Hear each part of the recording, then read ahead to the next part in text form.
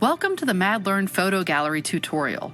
In this tutorial, you'll learn how to display photos for your app's user to see and how to create a photo bank to store photos that you can use throughout your app. Let's explore the photo gallery template. Start by selecting it from the templates list at the left. Assign a screen name and edit the title bar. Now, click the Upload button to access photo files on your computer. Select a file and open it. And it will appear as a thumbnail on your preview screen. Clicking on the thumbnail reveals more editing options.